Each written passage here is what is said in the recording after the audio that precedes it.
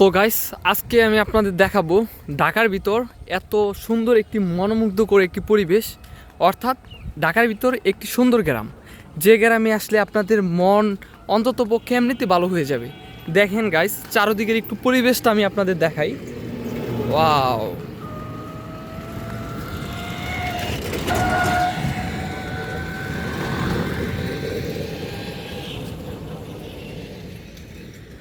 তো গাইস, ইতিমধ্যে আপনারা হয়তো চারদিকের পরিবেশ দেখেই আন্দাজ করতে পেরেছেন গ্রামটা কতটা সুন্দর। এখন আমরা সরাসরি রাস্তায় দেখাবো, বাট গ্রামের যে মূল কয়েকটি আকর্ষণীয় বিষয় রয়েছে সেটা আমরা আজকে দেখাবো না, কারণ আজকে আমরা সেসব আকর্ষণীয় কিছু জায়গা রয়েছে সেসব জায়গায় আমরা ঢুকতে পারবো না, কেননা আজকে বন্ধ রয়েছে। তো আজকে আমি শুধু রাস্তাঘাটে দেখাবো কতটা সুন্দর রাস্তাঘাট, পরিবেশটাই দেখেন আপনার, রাস্তাঘাট কতটা মানে একেবারে যানজট মুক্তই বলা যায়। কত সুন্দর একটি পরিবেশ এখানে। মানুষ আসে মূলত বাট্টা এর রাস্তার সৌন্দর্য উপভোগ করতে, বিশেষ করে রাস্তার পাশে যে গাছগুলো রয়েছে, যে সুন্দর গাছগুলো রয়েছে তা দেখার জন্য।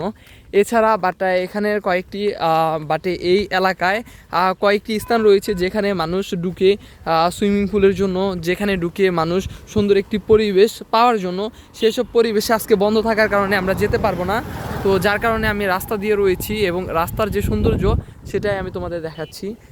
ওখানে কয়েকজন মানুষ রয়েছে যারা গরু বাট্টা মূলত পালতাছে এবং গরুর জন্য ঘাস কাটতেছে। এছাড়া অনেক রয়েছে, অনেকে আপনার দেখা গেল বিভিন্ন শাক সবজি বুনতেছে, ওই যে ওখানে কয়েকটা মহিলা রয়েছে তারাও বুনতেছে। তো এদিকে অটো আসতেছে, দেখতে পাচ্ছেন এত সুন্দর একটা ন্যাচারাল একটা পরিবেশ। যদি এখানে আপনারা না আসেন তাহলে আপনারা উপভোগ করতে পারবেন না। তো আমি এই পরিবেশের যে সৌন্দর্য সেটার লোকেশন আমি আপনাদের বলতেছি।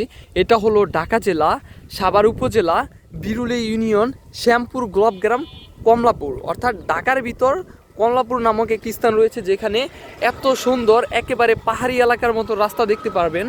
যে রাস্তা আপনারা যদি দেখেন তাহলে আপনাদের অবশ্যই এখান দিয়ে হাঁটলে আপনার ভালো লাগবে। বিশেষ করে এর সৌন্দর্য আরও বৃদ্ধি পায় সকাল ভোরে। তো চারদিকের মানুষ যারা রয়েছে তারা আশেপাশে কেউ গরুর জন্য ঘাস কাটতেছে, কেউ আপনার নৌকা দিয়ে মাছ ধরতেছে, কেউ বিভিন্ন সবজি বুনতেছে, বিভিন্ন রকম সৌন্দর্য এখানে দেখতে পাবেন।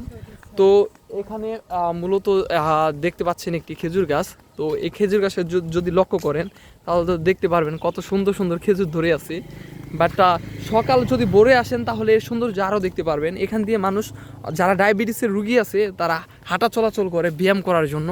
তো খুব সুন্দর একটি ন্যাচারাল সকালবেলা এর যে বাতাস রয়েছে তা আপনারা অবশ্যই আসলে পেতে পারবেন। এ দেখেন মানে ঘাসগুলো দেখেন ভাই, দেখলে মাথা মুথা পুরো নষ্ট হয়ে যায়। ওই যে ওখানে অনেকে কাজ করতেছে কৃষি জমিজের জন্য। কি পরিমাণ বাতাস গাইস, আপনারা লক্ষ্য করেন কি পরিমাণ বাতাস। যদি নাই লক্ষ্য করেন তাহলে বুঝতে পারবেন না।